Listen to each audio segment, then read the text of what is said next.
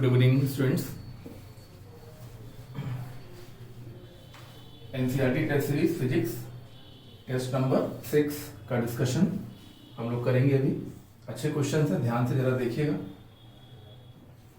पहला क्वेश्चन है assertion moment of inertia of a rigid body about any axis passing through its centre of mass is minimum. ये statement गलत है actually, क्योंकि इसमें यह कहा गया है कि किसी भी रिजिड बॉडी का moment of inertia centre of मास वाले एक्सिस के अबाउट मिनिमम होता है। अब जैसे ये एग्जांपल देख लीजिए, ये एक रिजिड बॉडी है, इसका सेंटर ऑफ मास थोड़ा सा किनारे हो रहा है। अब एक एक्सिस यहां से होकर जा रहा है, इसके अबाउट मोमेंट ऑफ इनर्शिया मान लीजिए I1 है, और देखिए मास दूर दूर तक फैला हुआ है। और एक एक्सिस देखिए मान लीजिए इसके पैरेलल में कहीं यहां से जा रहा है, तो यहाँ पर जो मास का डिस्ट्रीब्यूशन है वो थोड़ा सा पास हो गया है, ठीक है ना। इस प्रकार से यहाँ हम देख रहे हैं कि यहाँ पर I1 की वैल्यू I2 से थोड़ी सी ज्यादा होगी, जबकि इसमें कहा गया है कि सेंटर ऑफ मास वाले एक्सिस के about moment of inertia minimum होता है, जो सही नहीं है। इस डायग्राम में I1 I2 से ज्यादा होगा, क्योंकि यहाँ कहा जा रहा है कि I1 I2 से कम होगा, और कम ही नहीं बल्कि मिनिमम होगा, ऐसा नहीं होता, ठीक है। और रीजन में थ्योरम ऑफ पैरेलल एक्सिस लिखी हुई है, तो ये स्टेट असर्शन गलत है और रीजन सही है। तो ऑप्शन कौन सा होगा बच्चों? ऑप्शन होगा डी, ठीक है। आइए सेकंड ऑप्शन में बात करें। बात समझ में आ गई ना। इसमें कहा गया है कि एक रिजिड बॉडी को अगर हम यहाँ पर रोल करा के छोड़ दें, देखिए एंटी क्लॉकवाइज रोल करा रहे हैं, एंटी क्लॉकवाइज रोल करा रहे हैं, तो रोल करा के छोड़ देंगे तो अल्टीमेटली तो ये पहले तो यहीं घूमेंगे, फिर धीमे धीमे आगे बढ़ते हुए प्योर रोलिंग स्टार्ट कर देगी। प्योर रोलिंग स्टार्ट क्यों कर देगी? क्योंकि जब ये ऐसे ऐसे घूमेगा तो टेबल पर फ्रिक्शन, जो कि स्लाइडिंग फ्रिक्शन होगा, काइनेटिक फ्रिक्शन होगा, वो पीछे लगेगा, और यहाँ पर काइनेटिक फ्रिक्शन लगेगा किस तरफ? इस तरफ, हाँ, टेबल पर बैकवर्ड, तो डिस्क पर फॉरवर्ड लगेगा, जो इसको कैसा टॉर्क देगा? क्लॉकवाइज टॉर्क देगा। हाँ, ये देखिए ना, क्लॉकवाइज टॉर्क देगा। और मोशन कैसा है बताइए? Anti clockwise. तो ये टॉर्क जो फ्रिक्शन की वजह से बनेगा वो इस एंटी क्लॉकवाइज मोशन को स्लो डाउन करेगा, और अल्टीमेटली बॉल यहाँ तक आते आते, कहीं तक आते आते प्योर रोलिंग मोशन स्टार्ट कर देगी। पहले तो वहीं घूमेगी, लेकिन अगले ही सेकेंड में वो इस प्रकार से करते हुए अल्टीमेटली स्टार्ट कर देगी प्योर रोलिंग, यानी कि ये होगा velocity of centre of mass, और ये होगा रोटेशन, ठीक है ना। ये देखिए, and ultimately VCM will be equal to R omega. VCM is equal to R omega करने का मतलब है कि प्योर रोलिंग स्टार्ट हो गई। और अच्छा, ये किसकी वजह से हुआ? फ्रिक्शन की वजह से हुआ। तो असर्शन बिल्कुल सही है, और रीजन में कहा गया है कि friction will convert the pure rotational motion into of the ball into pure rolling motion. तो बिल्कुल सही, ये बिल्कुल सही, ये बिल्कुल सही, और ये इसको अच्छे से एक्सप्लेन कर रहा है। तो ऑप्शन ए होगा। आइए थर्ड की बात करें। थर्ड क्वेश्चन में क्या कहा जा रहा है? अ सॉलिड स्फीयर और हॉलो स्फीयर दोनों की टोटल काइनेटिक एनर्जी सेम है, रोल कर रहे हैं और टोटल काइनेटिक एनर्जी सेम है। अब कहा जा रहा है कि translational kinetic energy solid sphere की अगर K हो, तो translational kinetic energy hollow sphere की इससे ज्यादा होगी। ये स्टेटमेंट चेक करना पड़ेगा, सही है कि गलत है। तो आइए चेक करते हैं। तो आपको ये बात पता होगी कि रोटेशनल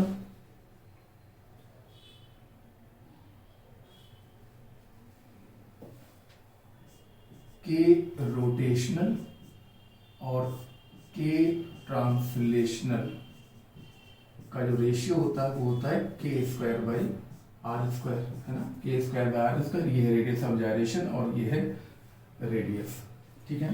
तो आइए चेक कर लेते हैं। फॉर सॉलिड स्फीयर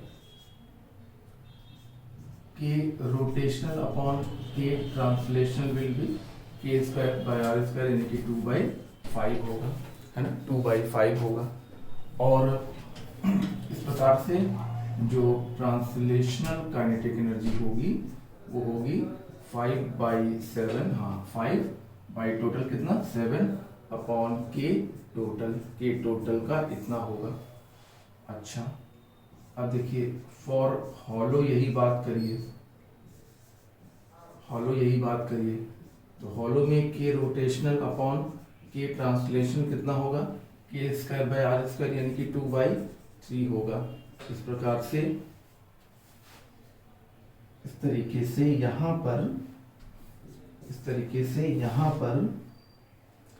के ट्रांसलेशनल कितना होगा, के ट्रांसलेशन देखो 3 अपॉन टोटल कितना 3/5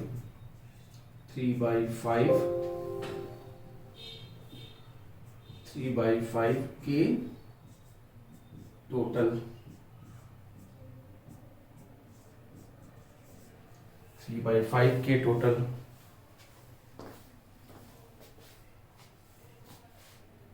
ट्रांसलेशनल इज इक्वल टू 5/7 के टोटल। तो ये आपका जो आ रहा है वो कितना आ रहा है, ये आपका आ रहा है 0.7 के टोटल है ना। और यहाँ पर देखिए के ट्रांसलेशन कितना आ रहा है, इसका रेशियो 3 अपॉन टोटल कितना बोलो 5 के टोटल तो ये कितना हो रहा है 0.6 के टोटल का एनर्जी का 0.6 हो रहा है।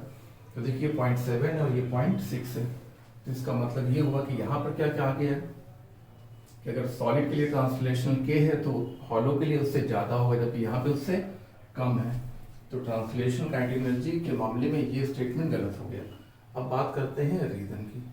रीजन में ये हो रहा है कि केवल हॉलो की बात की गई है कि हॉलो स्फीयर के लिए रोटेशनल काइनेटिक एनर्जी ट्रांसलेशनल से कम होगी, ठीक है ना। तो केवल हॉलो की बात करें, मतलब सेकंड पार्ट में हम सिर्फ हॉलो की बात करेंगे, दोनों की बात नहीं करेंगे। असर्शन में दोनों की बात की गई है, जबकि रीजन में केवल हॉलो की बात की गई है। तो हॉलो में जरा आप देखिए, केवल हॉलो में देखिए रोटेशनल और ट्रांसलेशनल को कंपेयर करना, उसको देखते रहिएगा, ठीक है ना। तो उसको देखकर बताइए कि के रोटेशनल कितना होगा, के रोटेशनल का रेशियो 2 और टोटल कितना 5, तो 2/5 के टोटल है ना।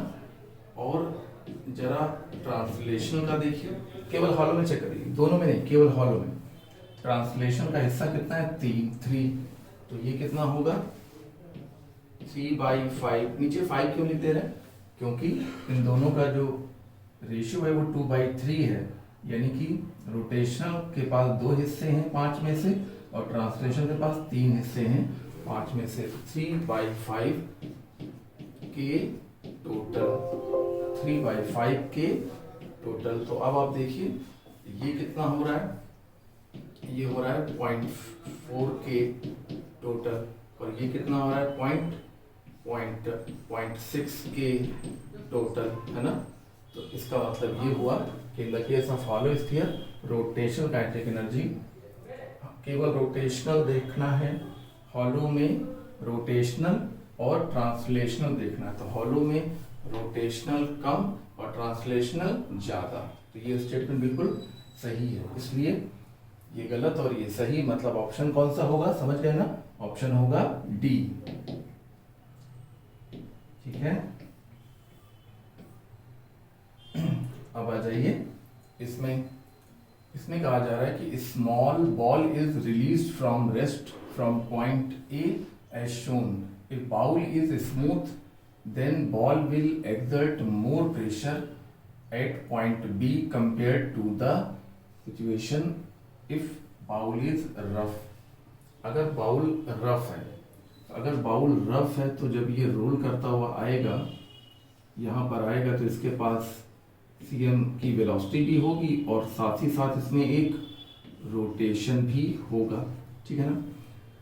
अच्छा, small ball is release from rest from point as shown, if bowl is smooth then the ball will exert more pressure। अब अगर मान लीजिए ये बाउल स्मूथ होता तो क्या होता, तो जब इसको हम यहाँ से छोड़ते तो ये सीधे नीचे की तरफ आती और बिल्कुल भी रोल ना करती, यानी कि इसके पास जो केवल ट्रांसलेशनल वेलोसिटी होती, जबकि रफ वाले केस में इसके पास ट्रांसलेशन भी है और रोटेशन भी है। तो कौन बड़ा होगा? V1 ज़्यादा होगा V2 से। क्यों? क्योंकि यहाँ पर उतनी ही एनर्जी mgh केवल ट्रांसलेटरी में कन्वर्ट हो रही है और यहाँ पर उतनी ही एनर्जी mgh ट्रांसलेशन और रोटेशन दोनों में बट रही है। इसका मतलब है कि यहाँ पर प्योर ट्रांसलेटरी और यहाँ पर ट्रांसलेटरी विद रोटेटरी, और एनर्जी उतनी ही है mgh। तो बताइए क्या ज़्यादा होगा? V1 V2 से ज़्यादा होगा। और जब वेलोसिटी ज़्यादा होगी तो सेंट्रीफ्यूगल फोर्स भी ज़्यादा होगा। सेंट्रीफ्यूगल फोर्स ज़्यादा होगा तो प्रेशर भी ज़्यादा बनेगा। ठीक है ना? इस प्रकार से हमने देखा कि ये स्टेटमेंट बिल्कुल सही है।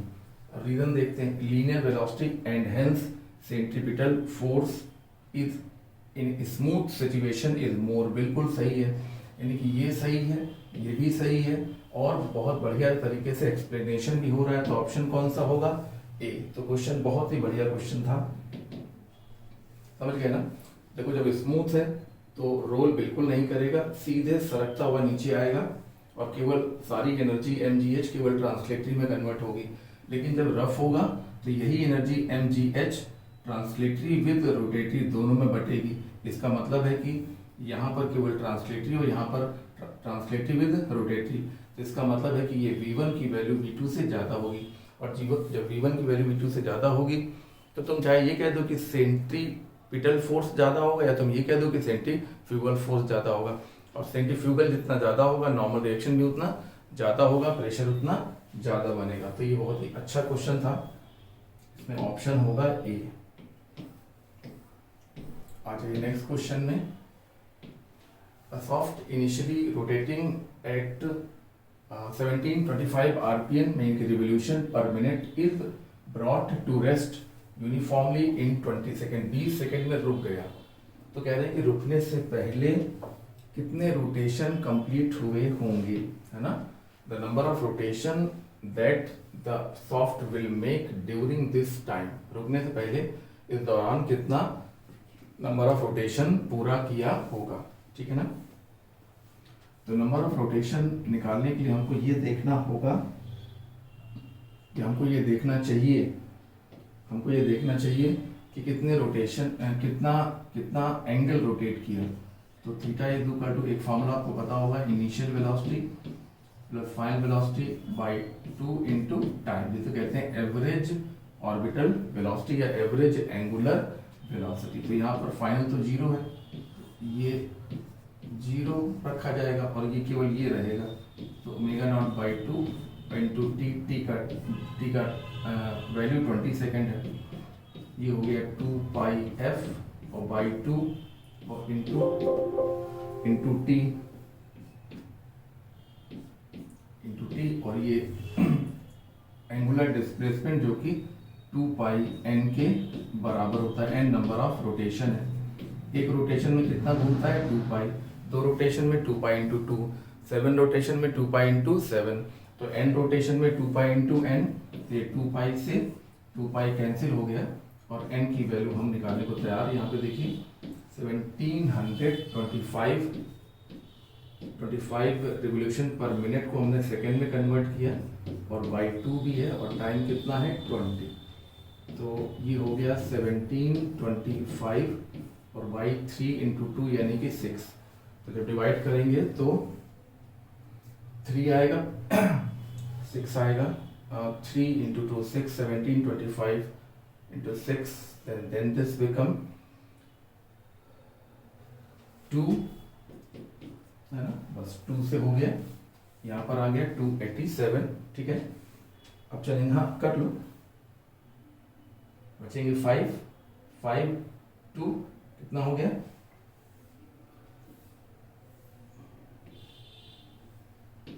48 बचे 4 और फिर कितना हो गया? 7 और पॉइंट समथिंग और आ जाएगा। तो इतने रिवोल्यूशन करके ये रुकेगा। अच्छा सवाल था, आसान सवाल भी था, लेकिन ये कि अचानक ये हो नहीं पाता। A man standing on a platform hold weight in his outstretched arm इस प्रकार से देखिए, इस प्रकार से ये वेट को पकड़े हुए हैं। The system is rotated about a central vertical axis.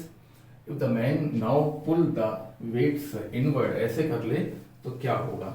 तो जब इस प्रकार से पकड़े रहेगा और ऐसे कर लेगा तो मोमेंट ऑफ इनर्शिया कम हो जाएगा, लेकिन कोई एक्सटर्नल टॉर्क ना होने की वजह से एंगुलर मोमेंटम कंजर्व रहेगा।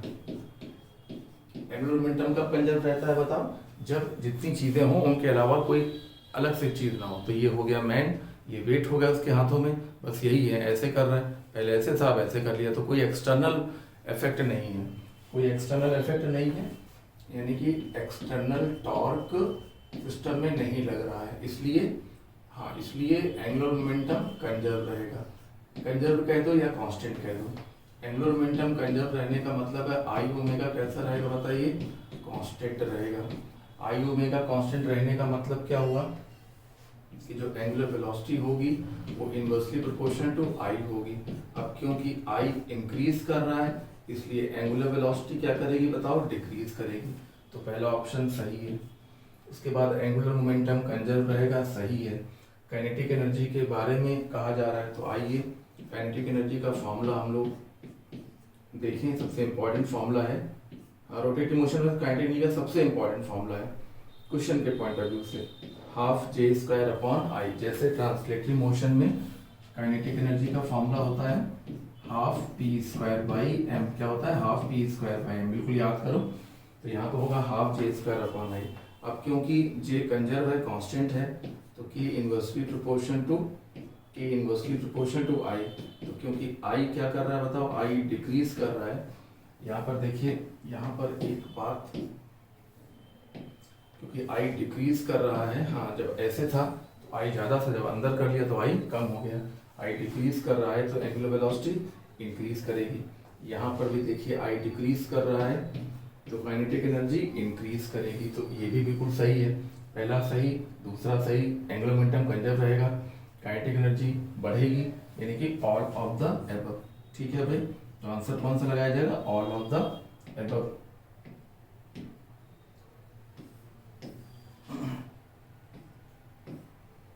आइए अगला क्वेश्चन देखते हैं। To bodies A and be made of same material have the moment of inertia in the ratio 16:18, यानी कि I1 और I2 का जो अनुपात है वो दिया हुआ है 16:18। The ratio of the masses MA MB is given by. अब मोमेंट ऑफ इनर्शिया का रेशियो दिया हुआ है, मासेस का रेशियो पूछा गया है, सेम डेंसिटी है पदार्थों की, तो इससे क्या होगा? जब तक हमें ये नहीं मालूम पड़ेगा कि ये बॉडीज कौन सी हैं, कोई डिस्क है या कोई रिंग है या कोई सॉलिड स्फीयर है या कोई हॉलो स्फीयर है, तब हम आगे कुछ लिख पाएंगे। मान लो एक डिस्क है तो हाफ mr स्क्वायर, और मान लो एक सॉलिड स्फीयर है तो 2/5 mr स्क्वायर। ऐसा लिख के हम कुछ आगे बढ़ सकते हैं, आगे कर सकते हैं, और m1 m2 का रेशियो किसी प्रकार से फाइंड करने की कोशिश कर सकते हैं। लेकिन यहाँ तो हम ये सब लिख ही नहीं पा रहे हैं। हमने ये कैसे लिख दिया? हमने ये मान के लिख दिया कि एक डिस्क है और दूसरा सॉलिड स्फीयर है। मान लो एक रिंग और दूसरा सॉलिड स्फीयर हो, एक रिंग और दूसरा डिस्क हो। तो इस प्रकार से क्योंकि बॉडी के बारे में कोई जानकारी नहीं है तो हम ये सब नहीं लिख पाएंगे, और जब हम ये सब नहीं लिख पाएंगे तो हम मासेस का रेशियो भी नहीं बता पाएंगे, यानी कि कैन नॉट बी ऑब्टेन्ड। क्यों नहीं ऑब्टेन किया जा पाएगा? क्योंकि टू बॉडीज बोल दिया, अब two bodies A and B बोल दिया, लेकिन ये नहीं बोला कि ए क्या है और बी क्या है। क्या ए डिस्क है और बी हॉलो स्फीयर है? क्या ए रिंग है और बी हॉलो सिलेंडर है? या ए रिंग है और बी सॉलिड सिलेंडर है? जब तक ये नहीं पता होगा तब तक हम इस प्रकार के स्टेप्स को लेकर आगे बढ़ नहीं पाएंगे और मासेस का रेशियो हम नहीं निकाल पाएंगे। बहुत ही अच्छा क्वेश्चन है। जब तक बॉडीज के बारे में नहीं बताएंगे हम आगे कैसे बढ़ेंगे? When a sphere roll down an inclined plane, then identify the correct statement related to the work done by the friction. अब जब किसी इंक्लाइन प्लेन पर कोई स्फीयर रोल करता है, रोल जब कहा जाता है तो प्योर रोलिंग मानी जाती है। प्योर रोलिंग मानी जाती है तो यहाँ पर जो फ्रिक्शन होता है वो स्टैटिक फ्रिक्शन होता है। हाँ, ये होता है static friction. Static friction conservative होता है और वो कभी भी रगड़ नहीं बनाता, और रगड़ नहीं बनाने का मतलब है कोई वर्क डन नहीं होगा, कोई हीट प्रोड्यूस नहीं होगा फ्रिक्शन की वजह से। The net work done by the friction will be zero. Question बहुत ही इंपॉर्टेंट है, जरूरी है, तैयार कर लीजिए। ये आंसर क्यों दिया जा रहा है, क्योंकि जब कोई फिर रोल करता है, रोल का मतलब होता है प्योर रोल, मतलब रोल करने को बोला जाए तो हम मानेंगे कि ये प्योर रोलिंग कर रहा है, और अगर ये प्योर रोलिंग कर रहा है तो यहाँ पे जो फ्रिक्शन होगा that will be static friction, और स्टैटिक फ्रिक्शन रगड़ नहीं लगाने देता। देखिए मैं अक्सर जब पढ़ाता हूँ तो बताता हूँ कि ये जो है ना, ये इस प्रकार से फिसलना ये रगड़ है, यानी कि यहाँ पर काइनेटिक फ्रिक्शन लग रहा है, और इस प्रकार से घूम घूम कर आगे बढ़ना, यानी कि यहाँ कोई रगड़ नहीं है, यानी कि इस हाथ, इस बॉडी और इस बॉडी के बीच में जो फ्रिक्शन है वो स्टैटिक है, और अगर फ्रिक्शन स्टैटिक है तो वो कभी भी वर्क नहीं करेगा। इसलिए हाँ, स्टैटिक फ्रिक्शन कंजर्वेटिव होता है, वो वर्क नहीं करता। ऑप्शन सी सही होगा। A circular table rotate about a vertical axis with a constant angular speed omega. A circular pan रखा हुआ है, उसके नीचे क्या है, उसके बॉटम में एक आइस की लेयर है, और आइस की लेयर पिघलने लगती है, और उसकी वजह से कहाँ जाएगा पानी, बाहर की तरफ जाएगा। तो जब पानी बाहर की तरफ जाएगा तो एंगुलर स्पीड के बारे में बात की गई है। तो इस सवाल में भी आप देखिए कोई एक्सटर्नल फैक्टर नहीं है, यानी कि कोई एक्सटर्नल टॉर्क लगाने वाली चीज नहीं है। तो जब एक्सटर्नल टॉर्क जीरो होगा तो जो एंगुलर मोमेंटम होगा वो कंजर्व होगा, या कह दो कांस्टेंट होगा। इसका मतलब है कि आई और ओमेगा का जो प्रोडक्ट है वो कांस्टेंट होगा, जे बराबर आई ओमेगा होता है, बड़ा इंपॉर्टेंट फॉर्मूला है। यानी कि angular velocity moment of inertia के इनवर्सली होगा। पानी जब बाहर की तरफ जाएगा तो आई इंक्रीज करेगा, मान जब बाहर भागता है एक्सिस से तो मोमेंट ऑफ इनर्शिया इंक्रीज करता है, आई इंक्रीज करेगा तो एंगुलर वेलोसिटी डिक्रीज करेगी, यानी कि स्फीयर का यानी कि डिस्क का जो मोशन होगा, जो रोटेशन होगा वो स्लो डाउन करेगा, डिक्रीज करेगा। बहुत अच्छा सवाल है और कंजर्वेशन ऑफ मोमेंटम पर बेस्ड है। आगे देखें, if r is the radius of gyration of a body of a mass m and radius r, then ratio of rotational to the translational kinetic energy. Rotational और translational kinetic energy का ratio अभी हम लोगों ने पढ़ा था कि square by R square होता है। यहाँ पर रेडियस ऑफ जायरेशन को आर कहा गया। बात समझो, रेडियस ऑफ जायरेशन को आर बोला गया है और रेडियस को स्मॉल आर बोला गया है। तो ये हमारा प्योर आंसर है जो फाइनली इस आंसर में कन्वर्ट होगा। कंफ्यूजिंग क्वेश्चन है ये, एकदम सही स्टेटमेंट, हाँ ये एकदम सही फार्मूला लिखा हुआ है, लेकिन रेडियस ऑफ जायरेशन को इस सवाल में कैपिटल आर और रेडियस को इस सवाल में स्मॉल आर से रिप्रेजेंट किया गया। ये देखिए इस प्रकार से हमारा बी आंसर बनेगा। उम्मीद है कि आपको मेरी बात समझ में आ गई होगी। और अब हम आगे बढ़ेंगे। यहाँ पर ध्यान से देखिए, a disk and a solid sphere of same mass and radius rolls down an inclined plane. एक डिस्क और सॉलिड स्फीयर इंक्लाइंड प्लेन पर रोल करते हुए नीचे आते हैं, सेम मास एंड रेडियस। अच्छा, okay, the ratio of friction force acting on the disk. अच्छा, तो फ्रिक्शन जब कोई बॉडी रोल करते हुए, प्योर रोल का मतलब ही होता है प्योर रोल करते हुए नीचे आती है, तो उसके बॉटम में कौन सा फ्रिक्शन लगता है बताओ? स्टैटिक फ्रिक्शन लगता है। और स्टैटिक फ्रिक्शन का जो फार्मूला होता है वो ध्यान होगा आपको, mg sin theta upon 1+k² by R square. मैं आपको एक बात बताऊं, जब आप ये सब पेपर दे रहे होते हैं तो इन पेपर्स में जो क्वेश्चंस आपको मिलते हैं उन क्वेश्चंस को सॉल्व करने के लिए जिन फार्मूलों की हेल्प ली जा रही है वो एक कॉपी में नोट करते जाइए, क्योंकि वो ऐसे फार्मूले हैं जो मोस्टली इस्तेमाल होते हैं टेस्ट पेपर्स में और नीट के पेपर्स में, किसी भी पेपर में। तो ये स्टैटिक फ्रिक्शन का फार्मूला आपको याद रहना चाहिए, नोट करना चाहिए। तो अब हम पहले किसके लिए लिखने जा रहे हैं, डिस्क के लिए। डिस्क के लिए फ्रिक्शन की वैल्यू 1/1 प्लस, यहाँ पर एक करेक्शन करना होगा, यहाँ पर होता है r²/k²। हाँ, r²/k²। तो r²/k² डिस्क के लिए 1/2 का उल्टा यानी कि 2, यानी ये क्या बनेगा बताओ, 1/3 बनेगा। और दूसरी बॉडी क्या है, सॉलिड स्फीयर है। सॉलिड स्फीयर के लिए फ्रिक्शन क्या बनेगा, 1/1 प्लस, सॉलिड स्फीयर के लिए 5/2 का उल्टा, क्योंकि यहाँ पर k²/r² नहीं बल्कि r²/k² है।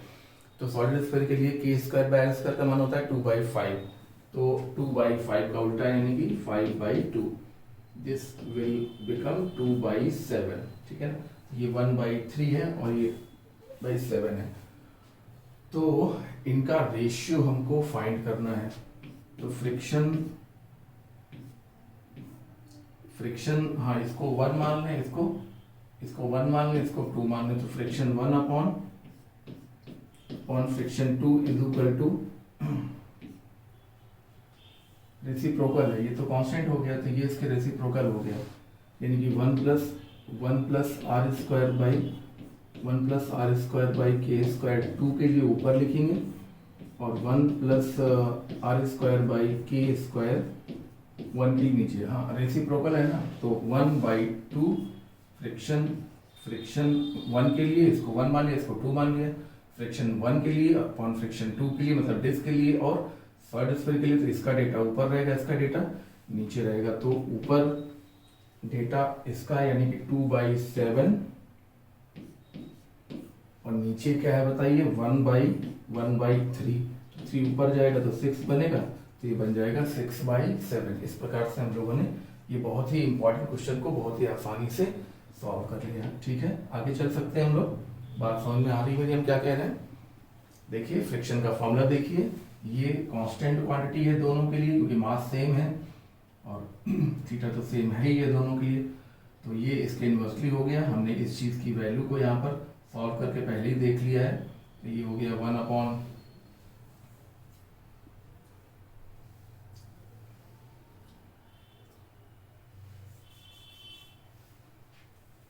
हाँ यही कह दो कि इसको ये कांस्टेंट क्वांटिटी है, कोई कांस्टेंट कुछ भी मान लो, तुम सी मान लो, कोई भी कांस्टेंट, इसको कोई कांस्टेंट मान लो, सी मान लो, यहाँ भी वही सी रहेगा। ठीक है ना। अब हमने इसको जब लिखा तो इसका उल्टा है, सी कैंसिल हो गया। ये 1/2 है तो 2 का डेटा ऊपर रहेगा, 1 का डेटा नीचे रहेगा, तो ऊपर वो लिख दिया, नीचे 1/3 हो गया।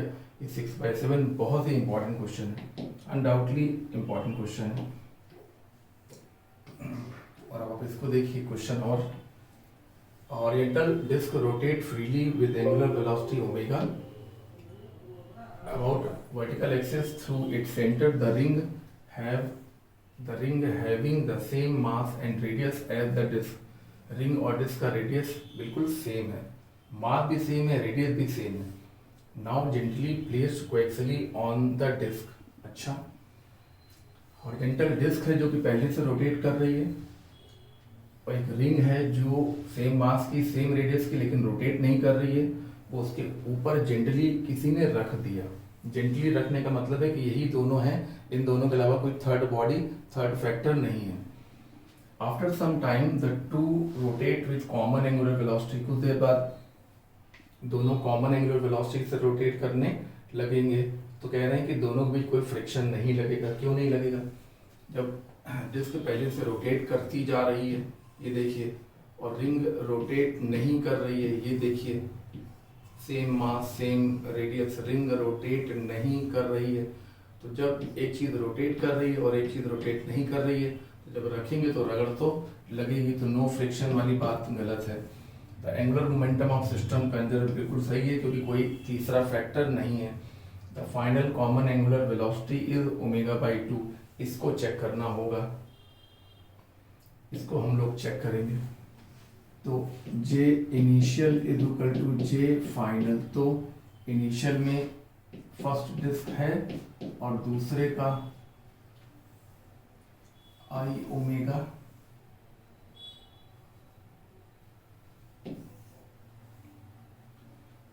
चलिए लिखिए, एक घूम रही है और दूसरी नहीं घूम रही है, तो दूसरे का हो गया 0, और बाद में दोनों घूम रहे हैं, है ना, दोनों घूम रहे हैं, यानी कि I1 प्लस I2 और ओमेगा डैश। तो I1 कितना लिखेंगे, डिस्क है इसलिए हाफ mr² लिखेंगे, है ना, और ओमेगा और हाफ mr² और प्लस mr², मास सेम है, रेडियस भी सेम है, ब्रैकेट के बाहर है एंगुलर वेलोसिटी नई वाली, ठीक है। तो this become half mr² omega, और ये 1 + 1/2 यानी कि 3/2 mr² ओमेगा डैश। तो mr² से mr² कैंसिल हो गया, 2 से 2 भी कैंसिल हो गया, तो नई एंगुलर वेलोसिटी ω/3 होगी, जबकि इस ऑप्शन में क्या लिखा है, ω/2 लिखा हुआ है। तो कौन सा ऑप्शन सही, हाँ, तो कौन सा ऑप्शन सही हुआ बताओ बच्चों। ऑप्शन बी बिल्कुल सही हुआ, और ऑल तो खैर गलत हो गया। बहुत बढ़िया क्वेश्चन था, आसान भी था।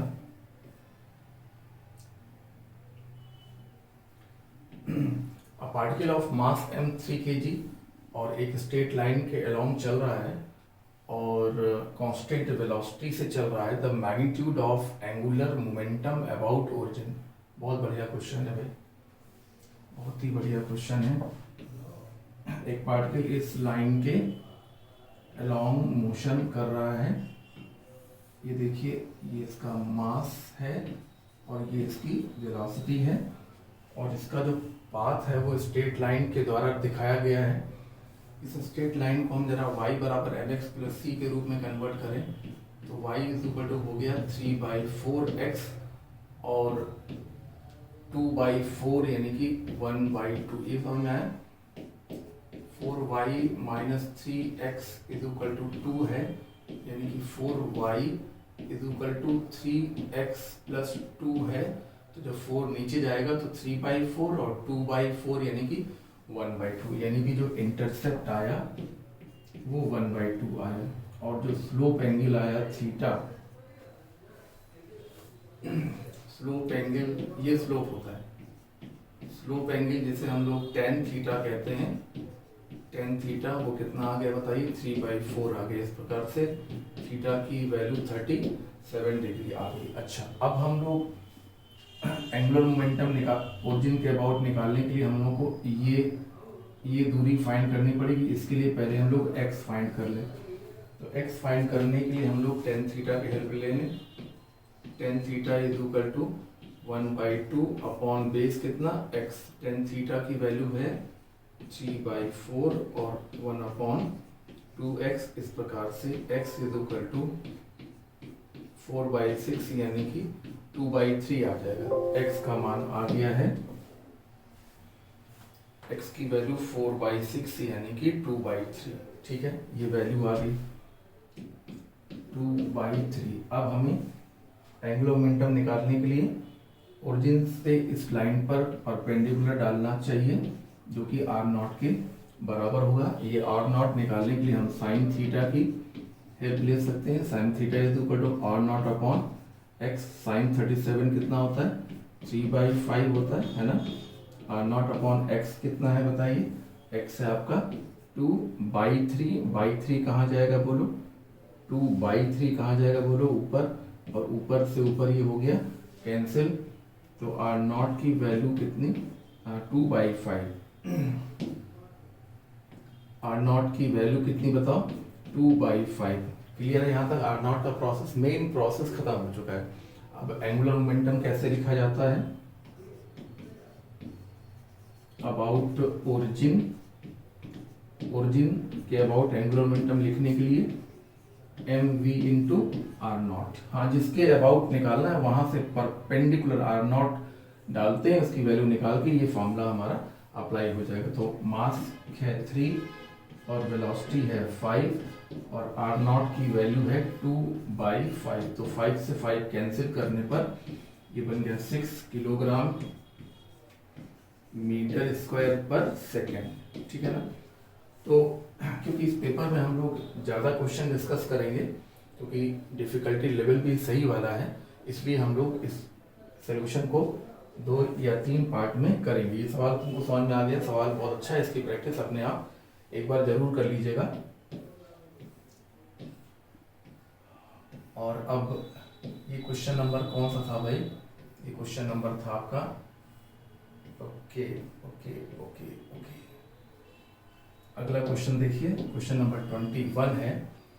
कह रहे हैं कि इसके about moment of inertia I not है, ओके आई नॉट है, तो इसके अबाउट कितना होगा? ये स्क्वायर है एक्चुअली, ये पेपर क्वेश्चन में जो डायग्राम बना है उसमें स्क्वायर दिख नहीं रहा, लेकिन है ये स्क्वायर, ठीक है ना। ये देखिए, आइए जरा इसको सॉल्व करते हैं, जल्दी से जल्दी सॉल्व करते हैं, ठीक है ना। ये स्क्वायर हो गया, ये हो गया आई नॉट, तो एक और बना दें तो ये भी हो जाएगा आई नॉट, और ये बना दें ये डॉट वाला, यानी कि ये हो जाएगा आई जेड, और ये हमारा आई एक्स की तरह बिहेव करेगा, और ये हमारे लिए आई वाई की तरह होगा, ठीक है ना। तो theorem of perpendicular axis I X I Z is equal to I X plus I Y की हेल्प से हम लोग तय करेंगे I naught plus I naught, यानी कि ये हो गया 2 I naught I Z is equal to. अच्छा, अब आ जाइए हमारा बी बी डैश जो एक्सिस है, एक्सिस बी बी डैश है, और ये देखिए ये है बी बी डैश, और हमने इसी के जैसा एक और बना दिया, हम जानबूझ के एक और बना देते हैं। इसके अबाउट आई डैश मान लो, इसके अबाउट भी आई डैश मान लो, परपेंडिकुलर, एक दूसरे के बिल्कुल परपेंडिकुलर। और ये देखिए ये क्या हो गया बताइए, आई जेड, जैसा आई जेड ये वाला है वैसा ही आई जेड ये वाला है, तो I Z is equal to I X plus I Y. अब हमारे लिए ये देखिए ये आई एक्स की तरह है और ये आई वाई की तरह कहा जा सकता है, बिल्कुल कहा जा सकता है। जब ये और ये बिल्कुल एक दूसरे के परपेंडिकुलर हैं तो इनको आई एक्स और आई वाई कहा जा सकता है। अच्छा, ये भी आई डैश है और ये भी आई डैश है, दोनों आई डैश क्यों है? क्योंकि अगर ये आई डैश है तो इसी के जैसा ये एक्सिस आइडेंटिकल एक्सिस होने की वजह से आई डैश होगा, तो ये होगा 2 आई डैश। तो यहाँ पर आई जेड बराबर 2 आई डैश और वहाँ पर वही आई जेड बराबर 2 आई डैश। इसका मतलब ये हो गया कि आई डैश और आई नॉट आपस में बराबर होंगे, यानी कि अगर ये मोमेंट ऑफ इसके about moment of inertia I not है तो इसके अबाउट मोमेंट ऑफ इनर्शिया भी आई नॉट होगा। क्वेश्चन ये बेहद इंपॉर्टेंट है, जिसमें ऐसा लगता है कि कंपोनेंट वगैरह किए जाएंगे, पर ऐसा नहीं है। मोमेंट ऑफ इनर्शिया एक टेंसर क्वांटिटी है, स्केलर, हाँ स्केलर बोल सकते हैं अगर आप टेंसर नहीं बोलना चाहते। वैसे तो ये टेंसर है और हम वेक्टर से कंपोनेंट करते हैं, लेकिन स्केलर्स और टेंसर के हम लोग कभी कंपोनेंट्स नहीं करते हैं। तो हम लोगों ने आज इस पार्ट में, सोल्यूशन के इस पार्ट में इतने क्वेश्चन डिस्कस कर लिए हैं, और अब इसके अगले पार्ट में हम लोग बचे हुए क्वेश्चन जो इंपॉर्टेंट क्वेश्चन है वो डिस्कस करेंगे। ज़्यादा नंबर ऑफ क्वेश्चन डिस्कस करेंगे क्योंकि कुछ क्वेश्चन में डिफिकल्टी लेवल अच्छा है, लेकिन आप पेपर आपके समझने के लिए और आपके नॉलेज के लिए पेपर अच्छा है। तो इतना आप लोग तैयार करिए, फिर मैं अगला वीडियो बना के बाकी क्वेश्चन का सोल्यूशन आपको देता हूँ। चलिए हो।